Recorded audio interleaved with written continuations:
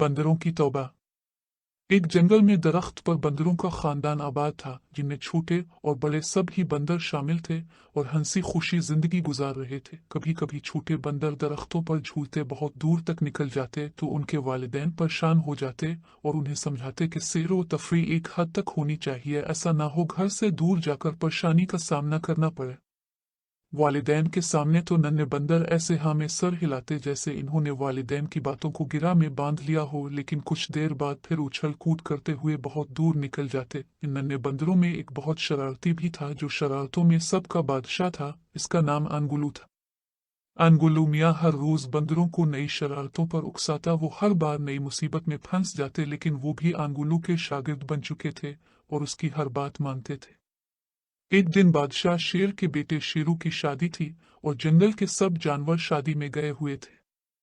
नन्हे बंदरों का ग्रुप शादी से फरार हो चुका था। अब उनका रुख साथ वाले जंगल की तरफ था, जहां इन्होंने ढेरों केले के दरख्त देख रखे थे। कुछ देर बाद वो साथ वाले जंगल में पहुंचे और केलों पर टूट पड़े। अचानक वहां से एक सांप का गुजर हुआ। सांप ने नन्हे बंदरों को देखा तो उनकी जानिब बढ़ा। इससे पहले कि सांप उन तक पहुंचता, उन्होंने इसे देख लिया और वो छलांगे लगाते हुए अपनी जानें बचाने की कोशिश करने लगे। जब वो काफी दूर निकल गए तो इन्होंने देखा कि सांप अभी तक उनका पीछा कर रहा है।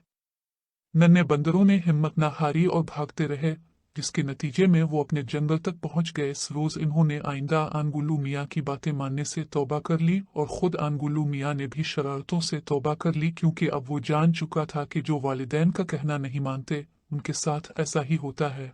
सब बंदरों ने अपनी जानें बच जाने पर खुदा का शुक्र अदा किया और शेरू मियाँ की शादी में पहुंच गए। अगर हमारी वीडियो अच्छी लगे तो लाइक करें और हमारे चैनल को सब्सक्राइब भी जरूर करें।